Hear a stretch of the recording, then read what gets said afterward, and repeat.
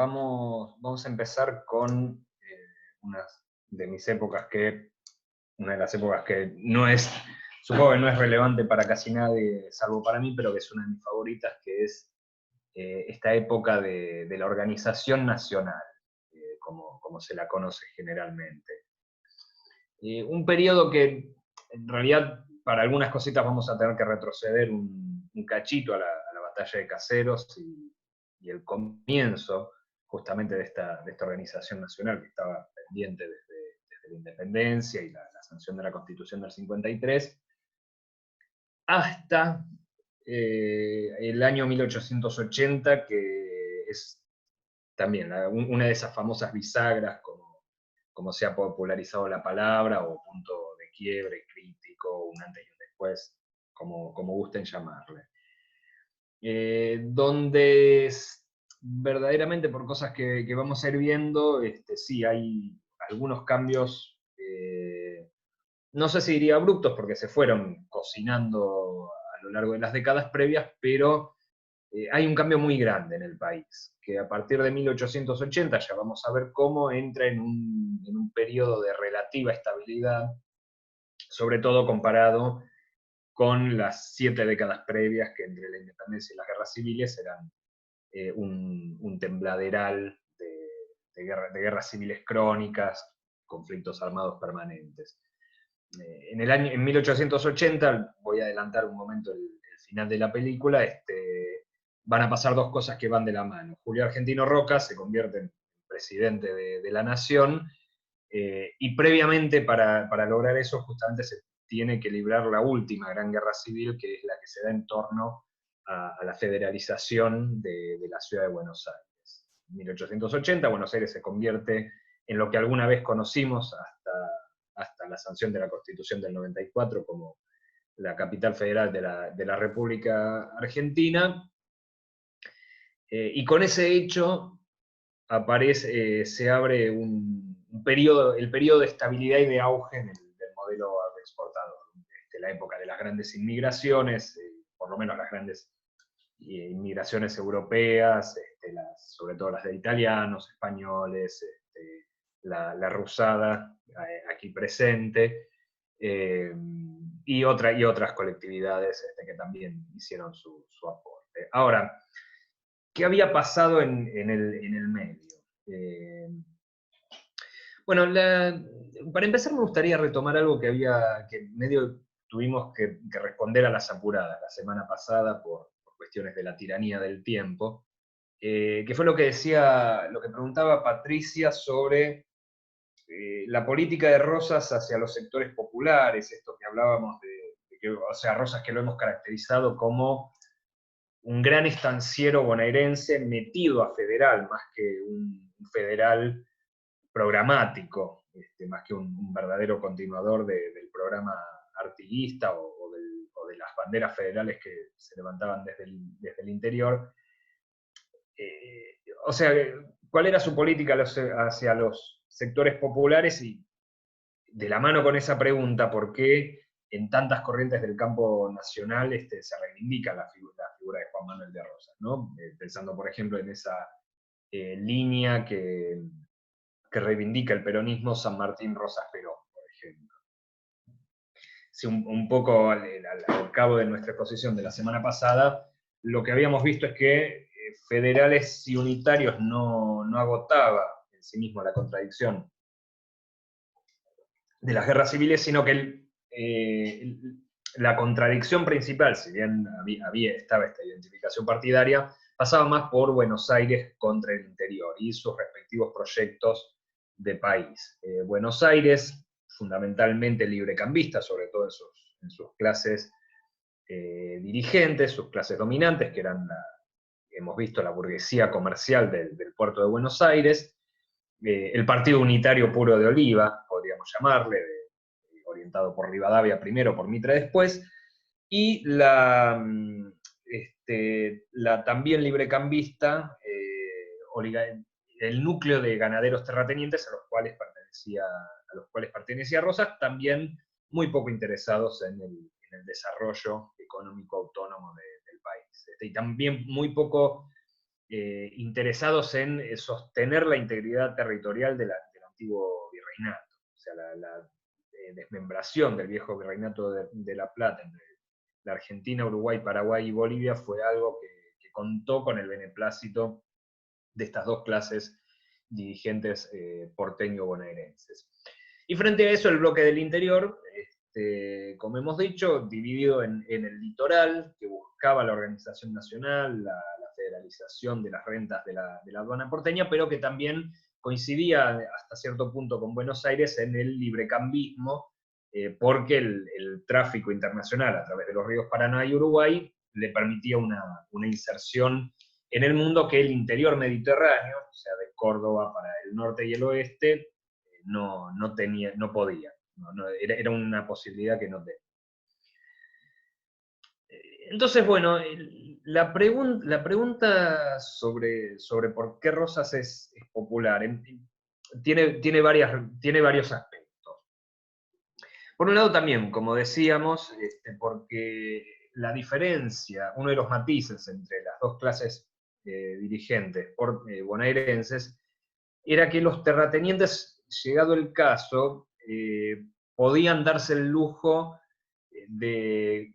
mantener la tranquilidad de su negocio de exportación siempre y cuando hubiera paz con el interior. Entonces, en ese sentido, no tenían, como no eran comisionistas de exportaciones, como si eran los comerciantes de Buenos Aires, no tenían esa necesidad de someter a su ley directa al resto de las provincias. Podían simplemente, como hizo Rosas, congelar indefinidamente la cuestión de la organización nacional, llegar a un acuerdo y dejar que el tiempo pasara, guardando siempre bajo llave las rentas de la aduana. Entonces, esta política de cierta conciliación, estabilidad para negociar, también se veía reflejada en los sectores populares y en el hecho de que Rosas no era lo que hoy llamaríamos un tilingo. O sea, los estancieros bonaerenses, como Rosas, como su socio Terrero, digamos, como su familia política, los Mansilla, era gente dominante, pero muy, muy acriollada, no eran tipos extranjerizados. Rosas era un tipo de campo, un tipo gaucho. Él tenía esa relación con la peonada del patrón de estancia, esa relación paternal. Entonces, donde Rosas les daba un lugar bajo el sol al gauchaje bonaerense, sobre todo, a cambio del trabajo en las estancias y el servicio militar en las milicias provincianas que él organizaba. Entonces, desde ese punto de vista, ahí hay un punto de contacto que las masas populares bonaerenses, que también existían, tanto en la ciudad como en el campo, tenían una identificación con Rosas. Aparte, ante los hechos concretos, Rosas, a la muerte tras el fusilamiento de Dorrego, que Rosas en parte también permite que suceda y aprovecha para su carrera política, las masas tenían un referente en Rosas, y va a haber muchos federales rosistas que se van a poner del lado de las provincias después de Caseros. O sea, sin ir más lejos, ¿se acuerdan que habíamos hablado de que en 1852, en el famoso 11 de septiembre, todavía conmemorado en la Plaza 11, Buenos Aires se separa del país? Bueno, y se rebela contra la aspiración de una constitución nacional. Bueno, contra eso también hay un levantamiento en Buenos Aires, que es el de Hilario Lagos, y que termina con Buenos Aires sitiada por varios meses, hasta que Buenos Aires soborna a la escuadra que mantenía el bloqueo naval, una escuadra capitaneada por un mercenario norteamericano. Entonces, bueno, Buenos Aires justamente usaba los recursos monetarios de su aduana para salir del paso cuando la situación militar no se inclinaba a su favor. Pero el hecho de que un comandante bonaerense como Lagos se levantara a favor de la Confederación indica que el rosismo se dividió. Su lado más popular se alineó a favor fue consecuente con su credo federal y luchó contra la secesión, mientras que la crème de la crème, digamos, de los terratenientes, como los Anchorena, por ejemplo, cerraron filas en torno al secesionismo porteño. La otra cuestión que habíamos charlado sobre de por qué Rosas aparece como un ícono popular, es por esto que decíamos también de que el nacimiento del revisionismo histórico, inicialmente sus primeras armas las hizo cambiándole el signo mecánicamente a las cosas que postulaba hasta ese momento la historiografía liberal mitrista. O sea, si Rivadavia era un héroe, en el primer revisionismo nacionalista, Rivadavia era un villano, automáticamente. Si Mariano Moreno era un supuesto, desde el punto de vista de los mitristas, un precursor de Rivadavia, entonces el revisionismo nacionalista lo consideraba, o sea, aceptaba esa continuidad, que es básicamente un invento del mitrismo, pero simplemente le cambiaba el signo de positivo a negativo. Y Rosas, que era el gran villano, entonces, lógicamente, tenía que ser el gran héroe y la encarnación del ser nacional. La trampa en este esquema, y esto es un planteo del Colorado Ramos, es que en realidad esa antinomia entre Rivadavia Mitre contra Rosas es que todo quedaba reducido también a un duelo entre las dos clases fundamentales de Buenos Aires. Y el interior era convidado de piedra, barbarie, el público presente. También,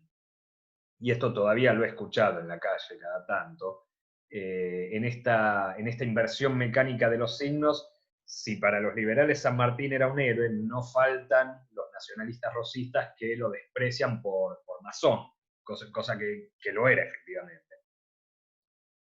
Y razón por la cual, dicho sea de paso, técnicamente no está enterrado en la catedral, sino en un nicho que está anexado a la cruz que forma la catedral metropolitana. O sea, básicamente el primer revisionismo decía que mecánicamente que donde el liberalismo mitrista decía blanco había que decir negro y viceversa. Entonces Rosas no se revisaba esta cuestión de Rosas como una variante de la política bonaerense. También en parte porque el revisionismo nace en Buenos Aires, también nace a partir de tradiciones bonaerenses, entonces ver la historia de Buenos Aires siempre es también en el repensar el pasado argentino, es una tarea intelectual extra. Entonces, y esto es, ahora cuando nos metamos a pensar la polémica entre las izquierdas que estamos viendo, vamos a ver por qué es importante. En esta versión mitrista, entonces, de la historia nacional, la organización nacional pasó a ser entendida como un mérito exclusivo de los ilustrados bonaerenses. La Constitución del 53, contra la que Mitre y su partido se rebeló antes incluso de que se terminara de sancionar, quedó convertida en una especie de mérito del partido porteño. El carácter de Urquiza, el carácter de reivindicación nacional de esa Constitución y el papel histórico de Justo José de Urquiza también quedaron mezclados en esa continuidad de la organización nacional como un mérito mitrista. También otra de mis experiencias en el Palacio de San José, el guía que claramente era de orientación liberal, nos decía que la retirada de Urquiza en Pavón era un gesto de Urquiza hacia Buenos Aires, de dar a entender que Urquiza tenía el poder de someter a Buenos Aires, pero se abstenía de hacerlo porque no quería más derramamiento de sangre. Yo obviamente no le iba a escupir al asado a alguien que estaba trabajando, pero pensé para mis adentros que, bueno, evidentemente Mitre no captó demasiado bien el mensaje. Bueno, entonces, la historia de la Constitución, Urquiza y Derqui como defensores del interior, quedaron desfigurados en precursores de la obra de Mitre y de Sarmiento. Derqui incluso todavía estaba en el panteón de los próceres liberales, fíjense que la figura de Derqui aparecía en alguno de los billetes de los australes, estaba entre los australes. Claro, y si uno mira la historia, ve que producto de la caída de la Confederación, Derqui termina exiliado en la miseria en Uruguay. En Uruguay, y creo que después logra volver a Corrientes, donde también muere muy, muy pobre. O sea, por obra del partido que después lo convirtió, retroactivamente se suponía, en uno de ellos. O sea, supuestamente Derqui era un liberal. Entonces también, en esa simplificación que hacían los revisionistas rosistas, Urquiza y Derqui eran los traidores liberales y demás. De vuelta, el punto ahí era entenderlo en la dinámica entre el interior y Buenos Aires. Y en todo caso, todo lo que sigue a partir de Caseros y la organización nacional, un poco a los ponchazos, entre los tiros de las sucesivas guerras civiles y de la guerra del Paraguay, efectivamente es una constitución, poco a poco, una organización nacional. Por ejemplo, con Mitre empieza a funcionar por primera vez la Corte de Justicia de la Nación. Con los años después Sarmiento empieza a organizar un poco más formalmente el ejército, crea el colegio militar, la escuela naval. Después, en la presidencia de Avellaneda, por ejemplo, se dicta una ley que ordena y reglamenta a cargo del Estado la inmigración, la ley Avellaneda de Inmigración de 1876. Y finalmente con Roca queda federalizada Buenos Aires, hay un asiento nacional para las autoridades, y se organizan también el sistema educativo, se dicta la ley 1420 de educación, se separa la iglesia de algunas áreas del Estado, se la separa de la educación. Todavía después de Roca, ya digamos extendiendo un poco la organización nacional un poco más allá de 1880, en la presidencia de su sucesor, Miguel Juárez Celman, se organiza el registro civil, también la iglesia deja de tener el monopolio del registro de nacimientos y fallecimientos. O sea, todo lo que es la estructura de un Estado moderno se va armando desde la batalla de Caseros hasta la presidencia de Roca y, si se quiere, en la década del 80 también del siglo XIX. Entonces, a ver, y también póstumamente Roca también entra en el Olimpo de los próceres liberales, ¿no? Cosa que queda evidenciada, por ejemplo, en los nombres que elige Perón para los ferrocarriles nacionalizados. San Martín, Belgrano, Urquiza, Mitre, Sarmiento. Y el Roca en Constitución. Bueno, hablando de Constitución, la figura de Juan Bautista Alberdi, también muchos nacionalistas rosistas, sin más lo tachan de liberal. Justo Alberdi, que pasó todo el periodo mitrista exiliado en Europa, también sin un mango, o casi. Entonces, esta discusión en torno a la tarea inconclusa, tirando un poco el título de este espacio, desde las izquierdas también se va a abordar la discusión entre cuál fue el sentido de esta organización nacional, qué clase lo hizo, con qué proyecto, y para beneficio de quién, en última instancia, o de quiénes. En este sentido, me decía, va a haber una coincidencia en general en la izquierda nacional, la izquierda peronista y el trotskismo ortodoxo de Menciales Peña, Moreno y demás, en una condena global a la política mitrista, la política de apertura al capital extranjero y de violenta represión en las provincias. Retomando lo que dije de que Mitre no captó el mensaje de Urquiza en Pavón. La retirada de Urquiza en Pavón, que ya analizamos en el encuentro pasado, como una nueva traición del litoral al conjunto del interior, una nueva transacción del litoral con Buenos Aires, le abre efectivamente el camino a la presidencia Mitre por el sistema de empezar a mandar sucesivas expediciones militares a las provincias que deponían a los gobernadores, creaban una legislatura y una intervención nueva favorable a Mitre, y le iban delegando el poder nacional, que él finalmente en 1862 separa de su cargo de gobernador de Buenos Aires y se sienta como presidente. Lo hace en medio de una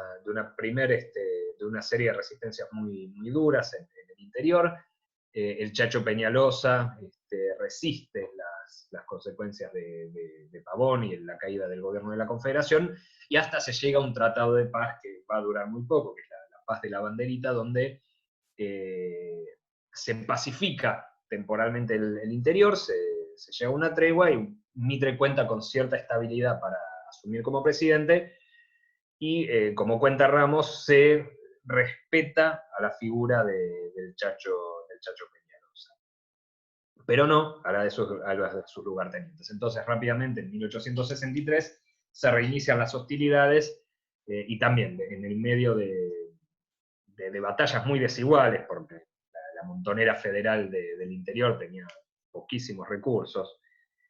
Al respecto, por ahí pueden googlear o se las pasamos en la semana. Hay una foto de prisioneros federales a fines del 63 con un cañón muy rudimentario de cuero que podía disparar una vez sola. Entonces era eso contra los recursos de Buenos Aires, que digamos, podía comprar armamento importado en Europa, y con eso organizaba sus ejércitos. Bueno, la guerra del 63 termina con el asesinato del Chacho, que se rinde a discreción, pero aún así lo asesinan y además cortan la cabeza de su cadáver. Pasa que también en el interior, lo habíamos visto que lo que había de industrias manufactureras artesanales, el artesanado de las ciudades lucha junto con el gauchaje de los campos, pero es derrotado y es físicamente aniquilado. O sea, yo tengo acá, me puse al lado mío para enfocar en la cámara. Este libro es la historia de Roca, de Alfredo Terzaga, que es una historia inconclusa, lamentablemente. Terzaga llega a escribir estos 2 primeros tomos, esta en realidad ni siquiera lo termina, que venían a ser la primera parte de una trilogía, ¿no? Contando lo que llegó a escribir, cuenta desde el nacimiento de Roca y la llegada de la familia Roca al Río de la Plata, hasta 1880. En realidad es terrible porque está muy bien escrito, uno está muy enganchado en la lectura de cómo Terzaga está contando de cómo se va preparando el clima de 1880 de la Guerra Civil, y de golpe la narración se termina porque el autor falleció tempranamente a los 54 años escribiendo el libro. Lo que de todos modos tiene muy de provechoso esta historia de Terzaga es que es una historia que se mete en detalle en todas estas cuestiones de qué significó el mitrismo para el interior, qué significó Urquiza para el interior, qué significó la Confederación. Y entre otras cosas cuenta con bastante detalles algunos de los episodios de las guerras del 62 y del 63, que incluían la quema completa de pueblos alzados, las ejecuciones a sangre fría, los degüellos, los campamentos de tortura incluso. Nada que envidiarle realmente a la dictadura de Videla y compañía, y no va a ser una coincidencia. Bueno, tanto Mircea de Espeña como el Colorado Ramos, que se tiraban dardos permanentemente, como Puigros o el trabajo de Eduardo Duhalde y Ortega Peña sobre la montonera de Felipe Varela, ninguno ahorra epítetos y la condena a todo este accionar del mitrismo en su faz militar represiva sobre el interior. También todos lo caracterizan como un gobierno de la burguesía librecambista porteña que le impone al interior su dominio, que termina con la artesanía manufacturera preindustrial, que empieza a tender las líneas del ferrocarril, con importantes concesiones a empresas británicas. Todo esto también narrado por fuera de las izquierdas en la historia de los ferrocarriles de Scalabrini Ortiz. Hasta ahí todos más o menos de acuerdo. ¿Dónde viene la polémica? Un poco lo charlamos la semana pasada. Según Milcíades Peña, el, el proyecto del mitrismo era el único que podía crear un mercado nacional interno en el cual es una de las condiciones para el desarrollo del capitalismo. O sea, Milcíades Peña, de nuevo, envuelto en esta cuestión, en esta concepción casi fatalista de la historia, trágica, en el sentido de que se marcha hacia un final inevitable de antemano, considera que el mitrismo, a pesar de que introducía la dependencia, también era el único que podía ofrecer un futuro. Porque desde el punto de vista de Milcíades Peña, todo ese artesanado del interior, toda esa masa gauchesca, era incapaz de elevarse por encima de sí misma hacia adelante. De hecho, en el tomo rojo del librito de Terzaga, claro, era el hombre de la izquierda nacional, hay unas páginas dedicadas a polemizar con este postulado de Peña. O sea, Peña lo que sostiene era que, también lo hablamos un poco la semana pasada, los caudillos eran efectivamente populares, pero pertenecían a élites provincianas que no podían ofrecer un proyecto alternativo a Buenos Aires, que eran demasiado débiles para imponerse a la provincia dominante, y que además ese artesanado no podía convertirse en nada. Iba a terminar todo siendo una defensa idealista de un modo de vida tradicional, pero que sin embargo iba a quedar indefinidamente vegetativo. Entonces, esta concepción sí es discutida desde la izquierda peronista y la izquierda nacional, que consideran al interior y a toda esa a toda esa masa del artesanado como un proyecto alternativo que si hubiese sido derrotada Buenos Aires y se imponía una política proteccionista más definida, todo eso podía ser la base para el desarrollo de una burguesía nacional autocentrada, esa manufactura que poco a poco fuese pasando de las asociaciones de artesanos y por ramo a pasar al gran taller y la gran industria, e incluso los terratenientes del interior podían poco a poco convertirse en capitalistas, quizá no en la persona de uno, pero sí en las sucesivas generaciones.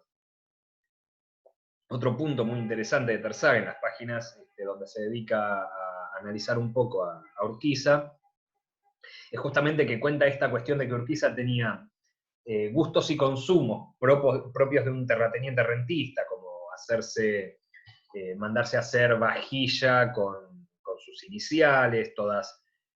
si uno va al Palacio de San José, ciertas cosas de lujo, como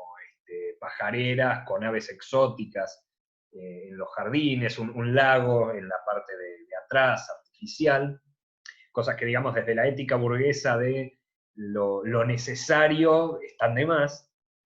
pero al mismo tiempo cuenta Terza Urquiza era un tipo que invertía en empresas, que daba crédito, que era también exportador, importador, entonces todas cosas que, esto es medio una inducción mía, uno piensa, bueno, si Urquiza hubiese sido el gran líder nacional, que no fue,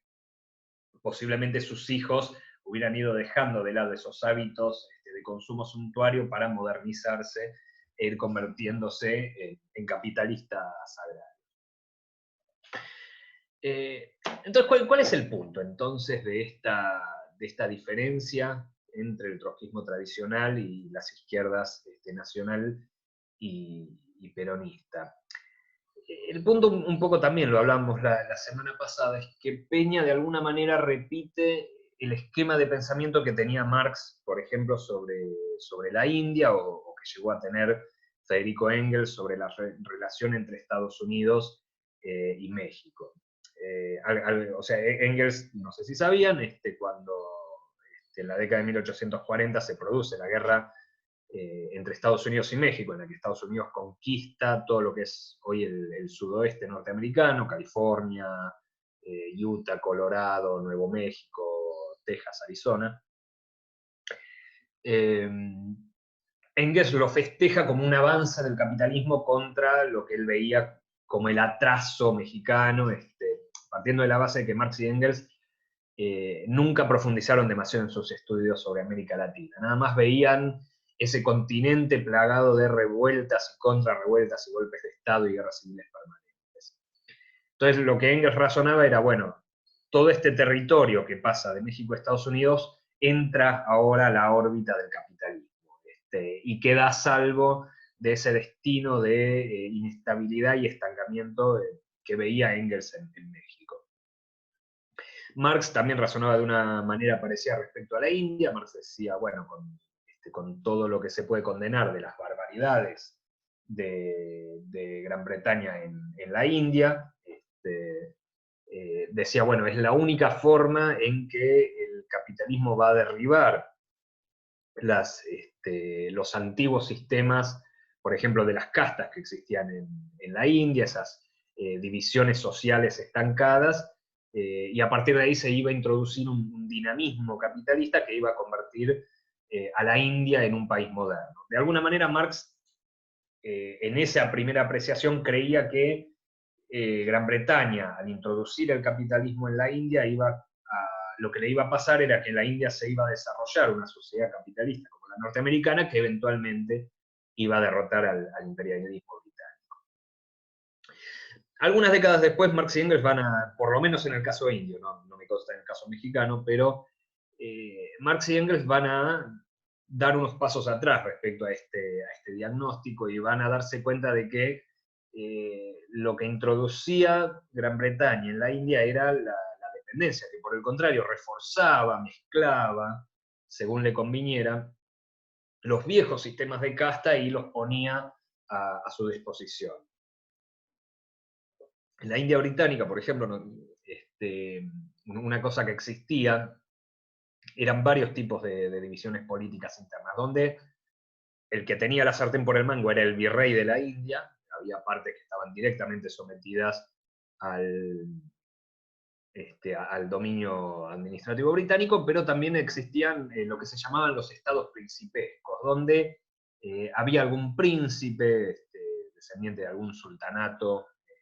musulmán o de algún reino de religión hinduista que tenían algo así como su pequeño dominio sostenido por los ingleses. Entonces los ingleses sostenían donde les convenía el tradicionalismo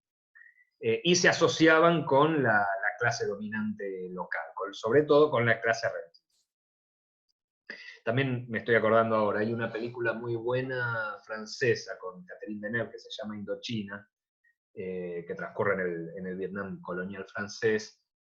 donde es muy interesante ver también esta relación entre los colonos franceses y la aristocracia local indochina, donde estos nobles indochinos son más pro-franceses casi que los franceses mismos.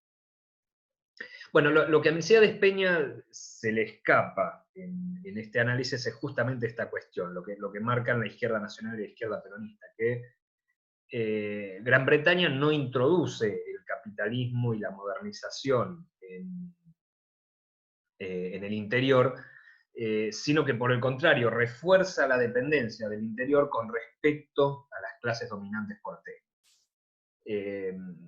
En la cúpula de las clases dominantes porteñas, los antiguos estancieros saladeristas, rosistas, cierran filas en torno al mitrismo. Esta cosa, por ejemplo, muy notable de que los Anchorena habían sido ampliamente beneficiarios por Rosas. Tomás de Anchorena era el primo de Rosas, pero después Nicolás de Anchorena va a ser un furioso antirrosista. Y Nicolás de Anchorena era contemporáneo a la caída de Rosas. Entonces, digamos, estas dos clases fundamentales de Buenos Aires imponen su dominio sobre el país en consorcio con Gran Bretaña. También decíamos la semana pasada, al agotarse el ciclo del saladero y empezar, por un lado, el ciclo el gran ciclo de la exportación de ovinos, la exportación de lana sobre todo, y también cuando Gran Bretaña, más o menos unos pocos años antes de Caseros, liberaliza el comercio de cereales, el interés de la clase a la que Rosas pertenecía cambia, ya no le importa tanto la exportación de tasajo y de derivados del cuero, sino que su mercado pasa a estar en Europa. Entonces también la misma clase social que había parido a Rosas reniega de él. Entonces, lo que va a suceder es que tanto la izquierda nacional como la izquierda peronista van a condenar al mitrismo, no solo por su aspecto político represivo, sino también por su programa económico, en tanto consideran que el interior sí tenía un programa alternativo que podía ser viable. Se diría en última instancia que ahí aparece también en juego esta cuestión de la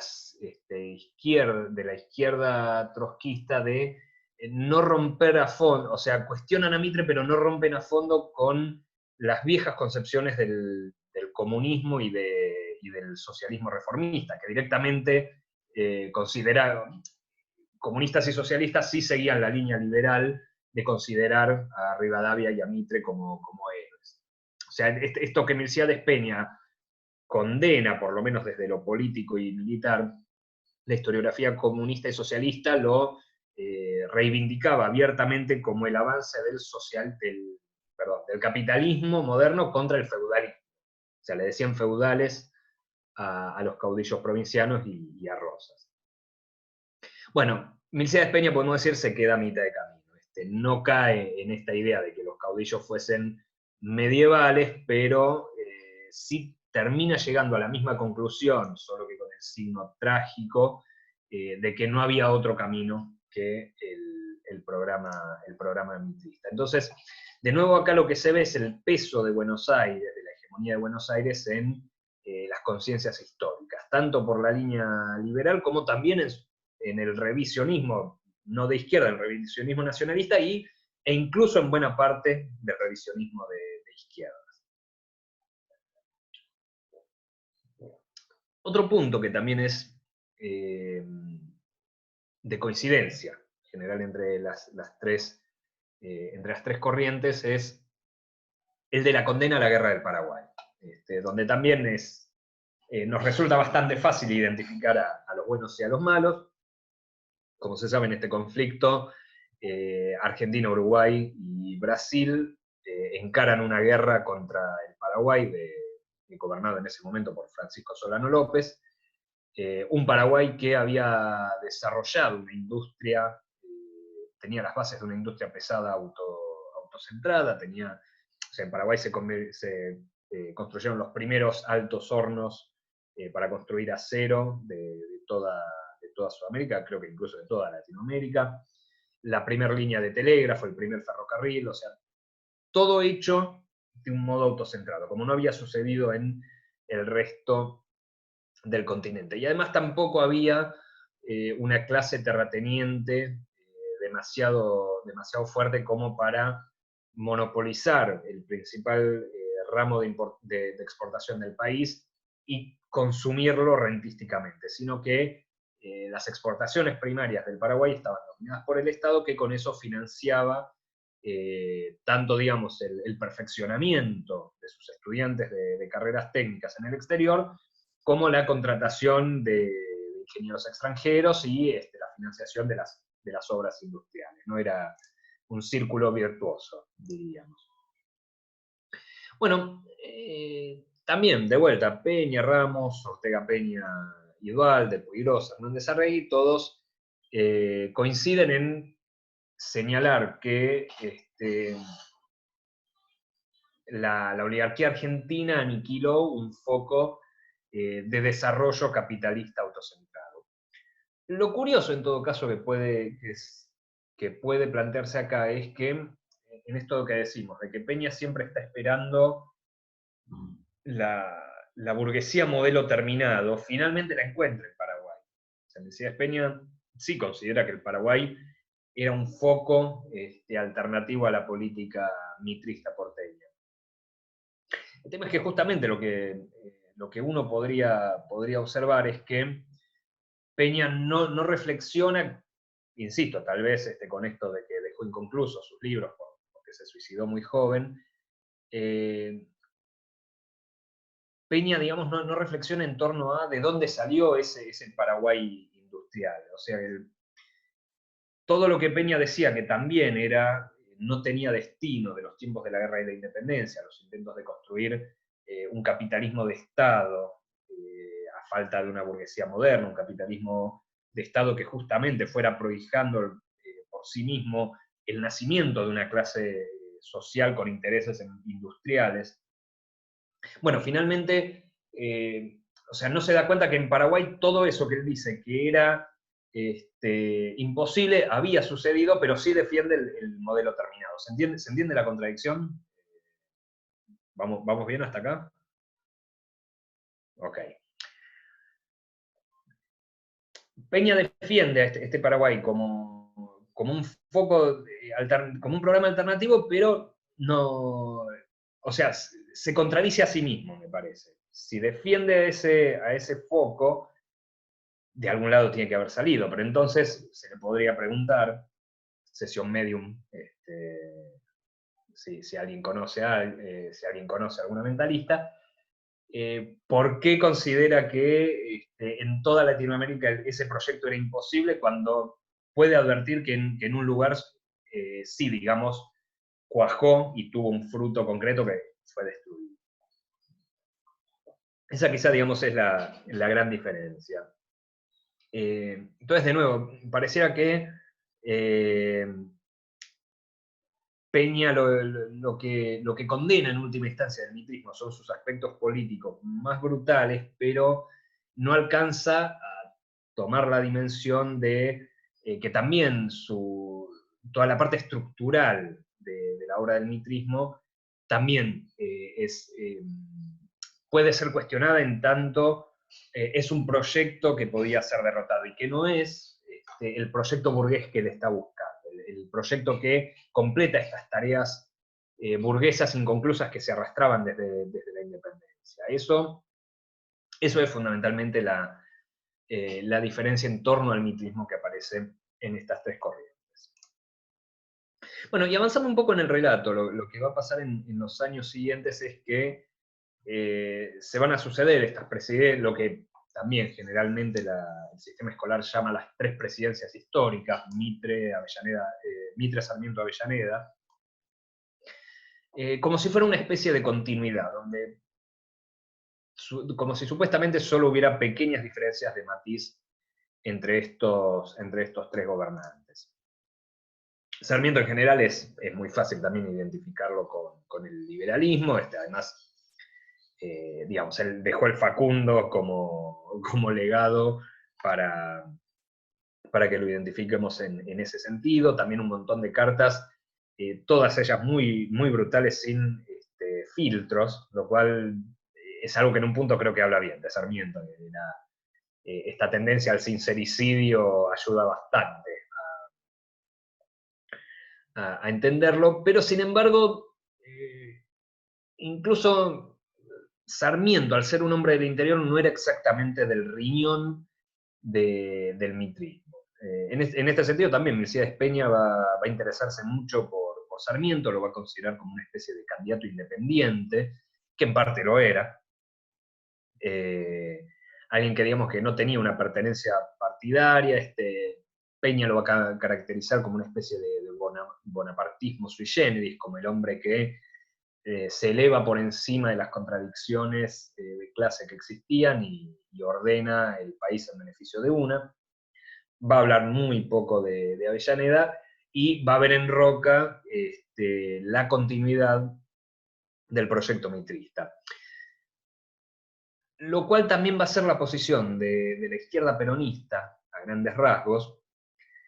pero en una posición sostenida prácticamente en soledad, no va a ser la posición de la izquierda nacional. Ahora bien, ¿por qué? Bueno, hay que decir que es una posición difícil, pero no descabellada, o al menos en mi humilde opinión. Efectivamente, exteriormente pareciera que hay una continuidad de Mitre a Roca, porque como decíamos, toda la obra institucional se sigue consolidando presidencia a presidencia. Y a ver, también Avellaneda y Roca en ningún momento pareciera, a primera vista, que son grandes reivindicadores de los caudillos o del Partido Federal. Y además hay un elemento que también hablábamos la semana pasada. Pavón es cierto que fue un antes y un después, que todavía pesa en la actualidad, donde el proyecto agroexportador librecambista a grandes rasgos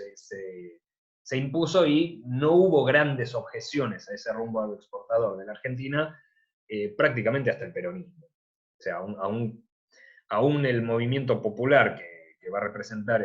Irigoyen con la Unión Cívica Radical no va a poner en mayor duda que el destino argentino en el mundo es la exportación de materias primarias a cambio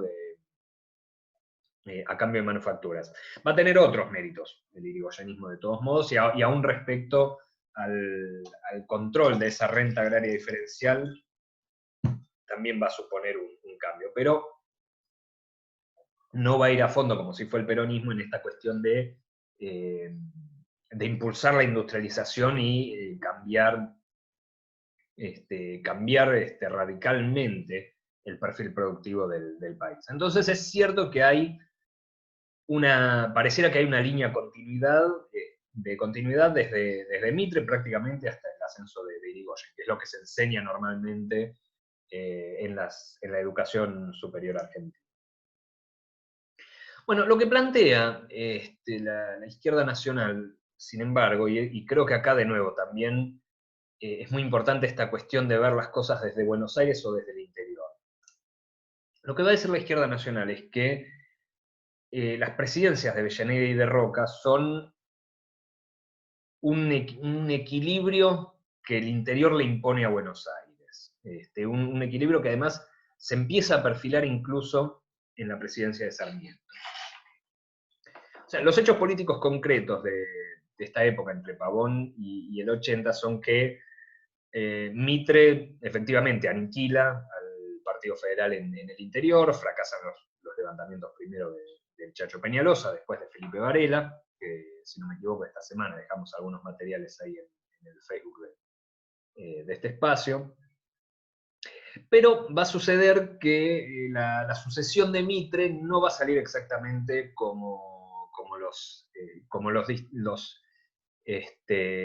según los designios del oficialismo. El candidato de Mitre era el canciller Rufino de Elizalde, un tipo verdadero, también bien marcado en esta cuestión del partido de Buenos Aires ante todo. Rufino de Elizalde había sido un exaltado rosista mientras Rosas gobernó, y después se había pasado al bando antirrosista, sin el menor tipo de vergüenza, pero manteniendo su condición de porteñista. Uno de esos famosos marxistas del tipo de Groucho de estos son mis principios y si no le gusta acá tengo otros. Bueno, una de las consecuencias de la Guerra del Paraguay es que por un lado las dispersas fuerzas provinciales argentinas empiezan a funcionar efectivamente como un ejército nacional. Y ese ejército nacional en un punto se va a asquear de lo que el ejército percibe como el sentirse instrumento de una agresión por parte de Brasil contra Paraguay. O sea, esto obviamente no va a querer decir que los tipos se van a rebelar, van a abandonar la campaña y demás. Pero si ustedes leen la trilogía de Manuel Gálvez sobre la Guerra del Paraguay, que es, creo que es Los Caminos de la Muerte, Humaitá y Senderos de Agonía, van a ver que en algún pasaje, cuando se está reconstruyendo la batalla de Curupaytí, que fue una derrota de los aliados, uno de los personajes en un momento es como que se para a ver el cuadro de la matanza y dice, se asquea y dice, todo esto está pasando por culpa de Brasil. Entonces, ese sentimiento va a cundir entre el ejército y Elizalde, que es identificado como el hombre justamente de esta política pro-brasileño, va a ser algo inaceptable para el ejército. Entonces, desde los círculos del ejército va efectivamente a aparecer el nombre de Sarmiento como una especie de transacción entre Buenos Aires y el interior. Y Sarmiento va a tener el apoyo de de un personaje que va a ser muy importante en este periodo, que va a ser Adolfo Alsina. ¿Quién era Adolfo Alsina? Alsina era el dirigente de la rama autonomista del Partido Liberal Porteño. Había pasado que pese a esta confluencia de los bandos porteños, después de la caída de Rosas, cuando Mitre llega a la presidencia quiere también ensayar una especie de federalización a medias del territorio bonaerense, de una manera análoga a la que había hecho Rivadavia, que por eso también había provocado la ruptura de los estancieros con los comerciantes porteños,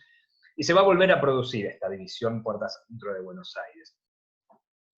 Va a pasar que varios personajes vinculados a los viejos estancieros rosistas y la vieja plebe bonaerense se va a agrupar en torno a la figura del alcinismo. Ramos Alsina lo va a llamar el caudillo de la plebe. El partido alcinista va a ser el lugar donde van a ir a parar los federales de Buenos Aires. Como dijimos, existía, a pesar de que en Buenos Aires dominaban otros intereses. Y va a pasar que también ese autonomismo bonaerense, enfrentado al nacionalismo, a la rama llamada nacionalista, que era la de los liberales mitristas, le va a dar un apoyo decisivo a Sarmiento. Alsina va a ser el vicepresidente de Sarmiento. Y entonces se va a empezar a dar una especie de frente unido nacional contra el mitrismo. Un frente que se va a ver más claramente, con un carácter más provinciano, 6 años después, cuando se vuelva a plantear la sucesión de Sarmiento, donde Mitre va a aspirar otra vez a la presidencia y su rival va a ser un tucumano, Nicolás Avellaneda, que va a tener el apoyo del interior y una vez más de los alcinistas. Bueno, el resultado electoral, consistente también, como las elecciones de esa época, como se puede ver en Juan Moreira de Fabio, la pelea, digamos, en el atrio de la iglesia por ver quién es más guapo y quién define la elección, se resuelve a favor de Avellaneda, y el mitrismo no acata el resultado y hay una sublevación, un alzamiento militar que es derrotado, donde Mitre de nuevo hace papelones en el campo de batalla, como era su costumbre, y también en la pata del interior de esa sublevación, al mando de otro general de Mitre y de Sarmiento, que era José Manuel Arredondo, es vencido por un joven militar tucumano que está en ascenso, que con su victoria sobre los mitristas se gana el ascenso sobre el campo de batalla a general, que no es otro que Julio Argentino Roca. Y en torno a la figura de Roca, que ya se empieza a convertir en un actor, en una figura nacional, desde ese episodio en el 74 y después en su actuación en la Guerra de Fronteras y la Campaña del Desierto, se forma también para el 80 su candidatura provinciana, y en el levantamiento, ahora de Carlos Tejedor, también apoyado por Mitre, se salda la cuestión capital. Después de una guerra civil breve pero intensa, donde mueren como 3.000 personas en los combates que se dan muy acá en lo que hoy es la ciudad, un poco en el puente Alsina, ahí donde creo que es lo que es puente Uriburu, Los Corrales creo que es por el lado de Parque Patricios, o sea, combates en territorios que son hoy plena ciudad de Buenos Aires. El saldo de esa guerra civil, como decíamos un poco al principio del encuentro, es que esta vez sí, Buenos Aires es federalizada y Roca accede a la presidencia. El sentido entonces de estos cambios de bando, estos vaivenes políticos, va a ser muy diferente en cada corriente. Para Peña se va a tratar de, también de nuevo, disputas por ver quién accede a las prebendas de ese capitalismo creado por el mitrismo. Hablando mal y pronto, es como si Peña dijera que se peleaban por la caja del Estado, pero que lo fundamental, la falta de soberanía popular, las concesiones al capital extranjero, nunca van a estar en discusión. En todo caso, dice, bueno, Roca encarna unas oligarquías provincianas, tiene una fachada de apoyo provinciano, pero también en última instancia está es el hombre de los grandes monopolios agroexportadores y del interés británico. La izquierda peronista, en líneas generales, va a coincidir con esta postura. Ortega, Peña y Duhalde van a estar fundamentalmente de acuerdo con este diagnóstico en el libro sobre Felipe Varela. Se van a basar en el hecho concreto, real, de que Roca enfrentó a los caudillos federales en los comienzos de su carrera militar. Aunque el bautismo de fuego y las primeras actuaciones militares de Roca es en el bando de la Confederación. Él era cadete del Colegio de Concepción del Uruguay, y su bautismo de fuego lo tiene en Cepeda, peleando contra los porteños, y después también va a pelear en Pavón del lado de la Confederación.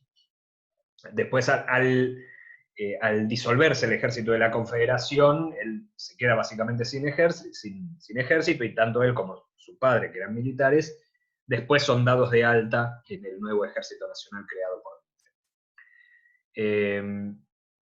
Pero bueno, fundamentalmente a partir de ese hecho, por ejemplo, Ortega y Peña y Duhalde sostienen que Roca también es un continuador de la obra de Mitre, de Sarmiento. Y después va otro argumento, que también va a estar en Rodolfo Puigros, en Pueblo y Oligarquía, es que la federalización del 80 lo que hacía era independizar a Buenos Aires de los intereses de lo que tanto Milcíades Peña como los autores de la izquierda peronista van a caracterizar como las oligarquías provinciales. La idea de que en el 80 lo que llega al poder con Roca son las oligarquías provinciales que quieren tomar su parte en un juego que hasta acá había monopolizado Buenos Aires. De hecho, cuando se discute la federalización de Buenos Aires, todavía va a pasar que una vez vencida la resistencia regidorista en el campo de las armas, va a darse un debate desde las filas de lo que quedaba del alcinismo. Perdón, casi me olvido esta parte que también es importante. Alsina muere inesperadamente en 1877, era ministro de guerra, ese puesto también lo ocupa Roca, y en el partido alcinista se va a dar una crisis. Porque Alsina, que quería de una buena vez la presidencia para él, hacia finales de la década de 1870, empieza a proponer lo que se llama la conciliación, un acuerdo con los liberales mitristas, que consiste en que en la gobernación de Buenos Aires va a haber un mitrista, que va a ser Carlos Tejedor, y a cambio el mitrismo va a sostener el ascenso de Alsina a la presidencia en la renovación presidencial de 1880, donde esto desde la izquierda nacional se señala con de nuevo esa inercia de Buenos Aires, aún en su partido popular, como era el alcinista, a negarse a la federalización de la aduana y de Buenos Aires y el reparto de sus rentas sobre el interior. Pero claro, este acuerdo con la muerte de Alsina queda lento. Entonces, buena parte del ala popular, la mayor parte del partido de Adolfo Alsina, termina apoyando, por lo menos no acompaña a Carlos Tejedor. Y hay sin embargo, aparece en torno a la federalización una divergencia, que es la que argumenta la federalización de Buenos Aires como una necesidad del país, como una necesidad nacional, y el argumento en contra, si se quiere, popular, por izquierda, entre comillas, en contra de esa federalización, que dice que si se federaliza Buenos Aires, el poder de Buenos Aires va a ser demasiado fuerte con respecto al resto de las provincias. La primera tesis, en el debate final, la va a sostener nada menos que José Hernández, el autor del Martín Fierro, que escribe su poema de la mano de sus actuaciones políticas, ¿no? Como con el federalismo, su obra también como periodista, polemista, como hombre de armas, sin grandes grados de escalafón, pero tomando las armas en la mano unas cuantas veces. Y la tesis, digamos, por izquierda contra la federalización de Buenos Aires la va a sostener Leandro Eñalé, que es militante del alcinismo, al igual que un joven sobrino suyo de nombre Hipólito Yrigoyen. O sea, ven cómo en el alcinismo, en las clases populares del alcinismo, estaban las clases populares bonaerenses que eventualmente se van a identificar con Yrigoyen. y que las dualidades que vamos más adelante a ver del radicalismo van a estar encarnadas entre diversas actitudes de Irigoyen y Alem en momentos clave. Uno de estos momentos claves es en el 80, donde Alem sostiene con argumentos populares la tesis mitrista, la tesis bonaerense de no entregar Buenos Aires al interior, mientras que Irigoyen, jugando mucho más de callado, como era su estilo, vota a favor de esa federalización. Bueno, Rodolfo Puigros, en Pueblo y Oligarquía, retoma esta tesis de Alem, y es lo que también por lo general hacen muchos autores de izquierda peronista, argumentando que efectivamente también no se trataba de una conquista del interior, sino de un... Puigros lo plantea como una independencia de Buenos Aires respecto a las oligarquías del interior, y que también caracteriza a Roca como el principal beneficiario y como un hombre del capital británico. Milcíades Peña, sobre la federalización de Buenos Aires, puntualmente dice que el levantamiento de Tejedor ya era algo anacrónico, que el partido tejedorista era como un ala recalcitrante y ya anacrónica del viejo mitrismo, en lo cual le asiste algo de razón, porque si bien Mitre, obviamente, el mitrismo va a apoyar a Tejedor en el 80, sin embargo, esto también de vuelta lo cuenta Terzaga y es muy interesante. Tejedor no era la opción número uno del mitrismo, terminó siendo por la inercia de los intereses porteños. Pero el punto es que sí, Tejedor ya era un Mitre de segunda o tercera marca. Mitre es un detalle interesante también que menciona Terzaga, de alguna manera fue muy consciente de que su momento de mayor brillo político va desde su participación en la secesión porteña en 1852 hasta el final de su presidencia. Y después sigue participando en política, pero ya como con una especie de noción no del todo consciente de que su momento político pasó y se va a concentrar mucho más en la historiografía. Esto también está reflejado en la literatura, en La Gran Aldea, de Lucio Fidel López o Lucio Vicente López, siempre se me confunden los nombres ahí. Pero si ustedes leen La Gran Aldea, van a ver que una de las protagonistas es la tía mitrista del narrador, que se lamenta de cómo el general Buenaventura, que se llama así en el libro, ya no escribe tantos artículos periodísticos, sino que se dedica más a obras historiográficas. En realidad el general Buenaventura de La Gran Aldea es Mitre con otro nombre. Hay un montón de elementos que permiten identificarlo. Y es cierto lo que estaba haciendo Mitre a partir del final de su presidencia, si bien, insisto, siguió participando en política, se levantó en armas contra el triunfo de Avellaneda. Sin embargo, Mitre sabía que de alguna manera su cuarto de hora más brillante había pasado y se dedicó a la segunda parte de su política, que fue a la construcción, a la escritura de la versión histórica que reclamaba su clase social y que va también a pesar, en cierto modo, todavía hasta hoy en la conciencia de los argentinos. Entonces, teniendo esto en cuenta, Milcíades Peña dice que Carlos Tejedor era también ya una fracción ultra fanática de mitristas que iban a ser derrotados, como efectivamente fueron, pero que además la federalización de Buenos Aires ya no representaba ningún interés para el interior, que a lo sumo antes de Pavón podía hacerlo, pero que a esa altura del partido ya estaban las cartas echadas, y todo el sistema estaba armado en torno a los intereses librecambistas, asociados a Gran Bretaña. Bueno, ¿qué plantea la izquierda nacional contra todo esto? Lo que dice Ramos es que Roca no representaba las oligarquías provincianas, sino algo que me parece va a ser muy original,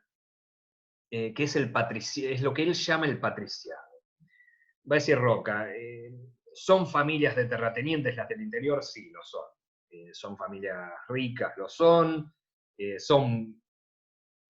Mandan sobre peones, tienen estancias, todo eso es cierto.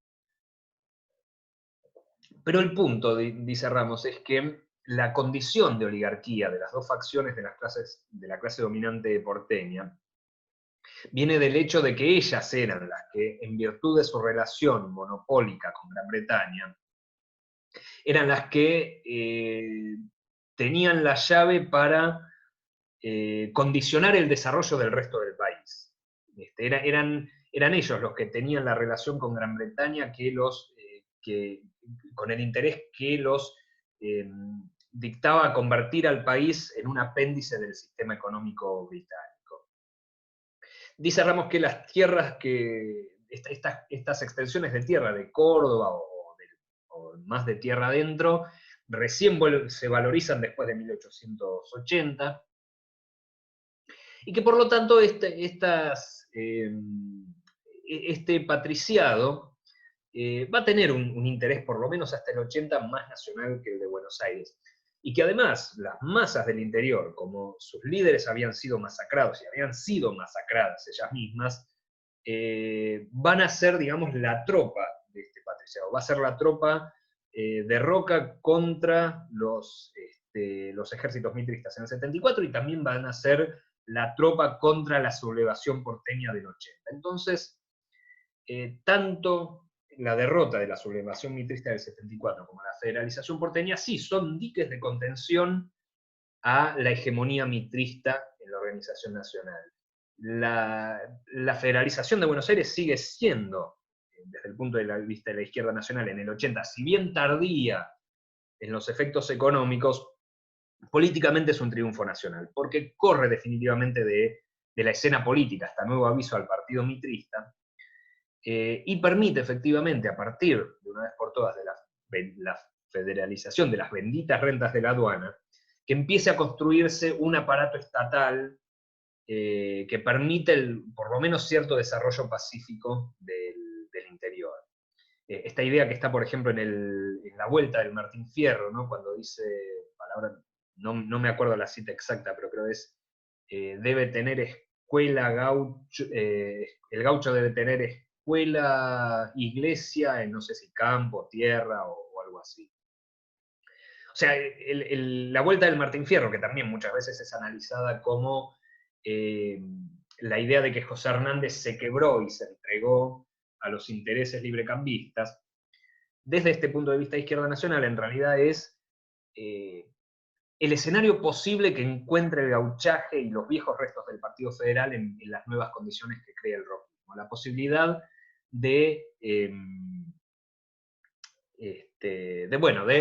muy bien, no se logra por completo derrotar el proyecto librecambista, si bien de todos modos va a haber momentos donde también Avellaneda, Roca, Pellegrini sostengan ciertas políticas proteccionistas. No se discute la cuestión agroexportadora, pero sin embargo también se crean las condiciones para que haya por lo menos una organización nacional, una unificación, un fin de tendencias centrífugas, y se termine de una vez por todas con ese factor de guerra civil constante que era la posesión de la renta de la aduana de Buenos Aires. Esa palanca cambia de manos y el Estado, en última instancia lo que argumenta la izquierda nacional, es que esa construcción de la organización nacional no es producto del mitrismo, sino que por el contrario es a contrapelo de los proyectos mitristas, y que en todo caso el mitrismo desarrolla la organización nacional hasta donde le conviene a sus intereses y después se aprovecha de la obra del patriciado provinciano del 80. Patriciado provinciano que de todos modos, ya a esa altura del partido, con la aparición del fenómeno imperialista mundial, tal como lo conocemos ahora, con la enorme prosperidad que garantizan el sistema agroexportador, lo alto que cotiza la venta del grano y de las vacas, ese patriciado rápidamente, a lo largo de la década de 1880 y sobre todo de la de 1890, se va a fusionar con la vieja oligarquía bonaerense. O sea, la izquierda nacional en última instancia dice, no había oligarquías provincianas antes de 1880, había patriciado que le impuso su voluntad y una suerte de empate al final de la guerra civil. O sea, siendo Pavón el 1-0 para Buenos Aires y la federalización el 1-1 para el interior. Pero después del 80, el calor de este ciclo de prosperidad basado en la exportación primaria, finalmente el interés del patriciado y el de la oligarquía bonaerense se van a convertir en uno y se va a formar la moderna oligarquía argentina, que para 1910 ya es básicamente la misma cosa. Después se podría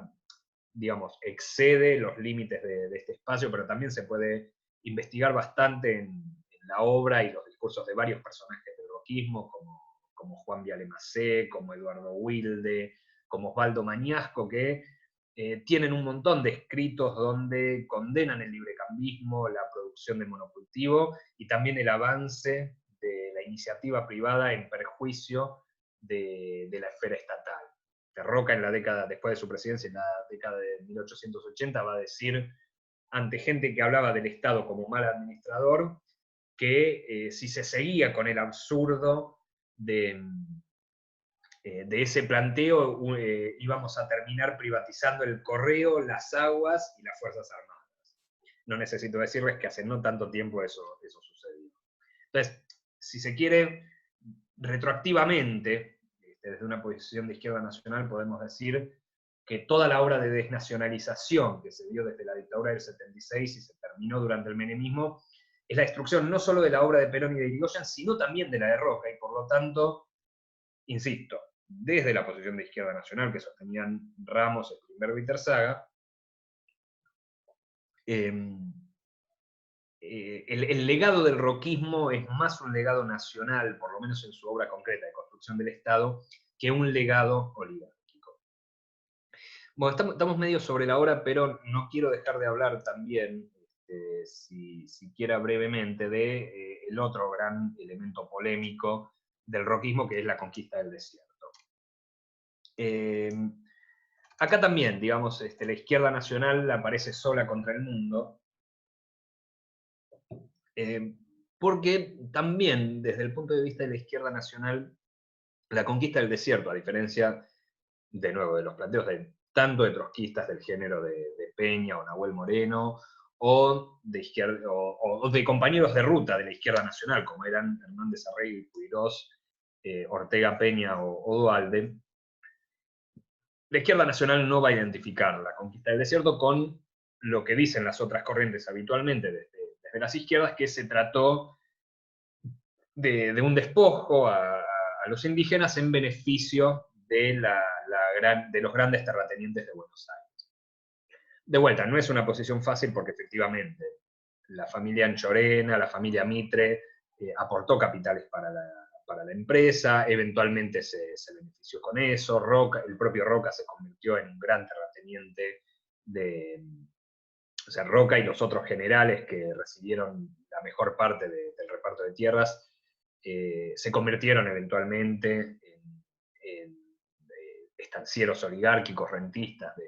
Buenos Aires, del sur de la provincia de Buenos Aires, de La Pampa, del sur de Córdoba, donde también ya la familia Roca, uno de los hermanos de Roca, ya era comerciante antes de la campaña que hace su hermano. Pero la izquierda nacional lo que plantea dos cosas. Dice que en realidad la consolidación de la oligarquía terrateniente bonaerense no se vincula tanto a la conquista del desierto, que ya es, sí, una sumatoria, sino que su carácter viene de la ley de enfiteusis de los tiempos de Bernardino de Rivadavia. Una ley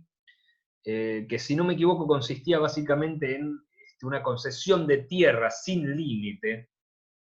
de extensión, a cambio de un canon para la presidencia artificial que Rivadavia estaba creando. Entonces, a partir de esto, es ahí donde un montón de estancieros de familias bonaerenses pasan a acaparar lo que antes era una tierra no del todo dividida, que era una división de tierra que todavía estaba bastante imprecisa, que además se va a consolidar en las décadas siguientes con los procesos de alambrado y de delimitación ya concreta, más marcada de las estancias. Pero que el origen de los terratenientes no es la conquista del desierto, sino la enfiteusis rivadaviana. En todo caso, dice la izquierda nacional, lo que hizo esta pata terrateniente de Buenos Aires es aprovecharse de nuevo del esfuerzo del Estado. Y después la izquierda nacional lo que hace es poner en juego otras cuestiones, fundamentalmente un elemento geopolítico, de vuelta, muy bien desarrollado por Terzaga, donde lo que plantea Terzaga es que la geopolítica rosista y mitrista era una geopolítica del espacio chico, de solamente el espacio, a lo sumo el espacio que era necesario para los intereses ganaderos porteños. Ustedes sabrán que, por ejemplo, en tiempos de Rosas, pasó que los blancos uruguayos, en Uruguay esta división unitario federales, se expresaba en el partido blanco como el federal y el colorado como el unitario. Los blancos uruguayos, dirigidos por Manuel Oribe, le ponen sitio a Montevideo con el apoyo de Rosas. Y de hecho, a partir de ese conflicto es que intervienen Gran Bretaña y Francia, y se da la batalla de la Vuelta de Obligado, etcétera, etcétera. Y después Citarrosa compone una canción muy buena, que es creo que, no sé si es una samba o bueno, qué tipo de pieza, pero bueno, la que es alusiva a la Vuelta de Obligado. Sin embargo, los autores como Vivian Trías, del que hablábamos la semana pasada, Alberto Mentol Ferré, Carlos Machado, marcarían que el apoyo de Rosas nunca termina de ser decisivo para cerrar finalmente ese asedio de manera victoriosa, porque en realidad a Buenos Aires no le interesaba una geopolítica de reunificar el antiguo virreinato. Y también en ese sentido era solidaria con haberse desprendido de las provincias del Alto Perú, de Bolivia, y no le importaba dejar ahí aislado al Paraguay, que se iba desarrollando por las suyas. Y tampoco le interesaba excesivamente la expansión hacia el sur. Rosas había hecho su campaña de 33-34 sobre el interior de la provincia de Buenos Aires, pero después, en parte por los medios de la época con los que contaba, no lo lleva más allá hacia lo que hoy es lo que sería la Pampa Seca. Entonces Terzaga lo que plantea, lo que se plantea desde la izquierda nacional es que el impulso geopolítico que lleva a la conquista del desierto no es el de la oligarquía bonaerense, sino que es una geopolítica nacional retomando la senda de la patria grande. En todo caso, la cuestión indígena, y en esto también coincide Ciudades Peña, consideran, todos los autores coinciden fundamentalmente en que las tribus que todavía vivían en la Pampa y en la Patagonia ya no tenían un peso significativo. La izquierda nacional además se pone mucho acento en el hecho de que los caciques que vivían del lado de los infieles, tenían un comercio muy activo con el lado de los cristianos, que más de que algunos incluso tenían una doble vida como caciques de un lado, pero también como ciudadanos cristianos del otro. Esto lo desarrolla también un autor cordobés que todavía vive, el doctor Roberto Ferrero, que es también historiador de Izquierda Nacional. Entonces, la cuestión geopolítica ahí es que en parte se rompe la trampa de ese esquema donde estaba Buenos Aires por un lado y el interior por otro. Y el país se ve obligado a pensarse de otra manera, en otro equilibrio geopolítico, que además, esto también es muy importante, ocupa un territorio donde algunas de las posibilidades abiertas eran el intento de una ocupación chilena que hubiera llevado a una guerra entre Argentina y Chile con resultados previsibles, no demasiado beneficiosos para uno y otro tal vez, o bien también la posibilidad de la creación de algún tipo de protectorado de las potencias europeas, cosas que estuvo a punto de suceder, por ejemplo, con el caso, no sé si oyeron hablar, del rey de la Patagonia, un aventurero francés que se llamaba Antonio Aurelio de Tunens, que en algún momento se proclamó rey de la Patagonia y de la Araucaña, y en una de las veces que lo intentó lo hizo con apoyo del gobierno francés, y el hecho además de que existía la ocupación británica de las Islas Malvinas, donde justo hoy no se conectó, pero nuestro compañero Hugo Santos ha investigado bastante al respecto. Los ingleses estaban empezando una práctica de llevar a evangelizar a indios del continente a las islas y después mandarlos de nuevo a tierra firme para convertirlos en, digamos, podría haber sido también un estado principesco, como esos que existían en la India, sobre la base de algún príncipe indio asociado con el interés británico. Entonces, la izquierda nacional también plantea esta cuestión, que la conquista del desierto, en todo caso, conjura el peligro de que la Patagonia se hubiese convertido en, no sé, en algún protectorado o en algún factor de disgregación con respecto a la Argentina existente e incluso con Latinoamérica. Esto no quiere decir que después no se haya consolidado también una oligarquía anglo-argentina, británico-chilena en la Patagonia, que no excluye el destino que tuvieron los indios que fueron incorporados, que si bien los caciques, algunos, fueron incorporados con grado al Ejército Nacional, otros fueron a parar a Martín García o al Museo de la Plata, que después también todo el destino de los indios de a pie fue análogo al de los criollos, como peones de estancia, etcétera, etcétera. Nada de eso está en discusión ahora. El hecho de la incorporación territorial, lo que discute la izquierda nacional es que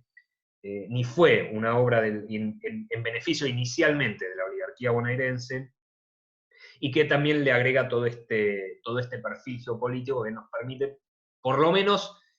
analizarla con más elementos sobre la mesa. Gracias, Gastón, por aclararme. La vuelta de obligado es un triunfo. Ahí está. Bueno, creo que con esto estamos.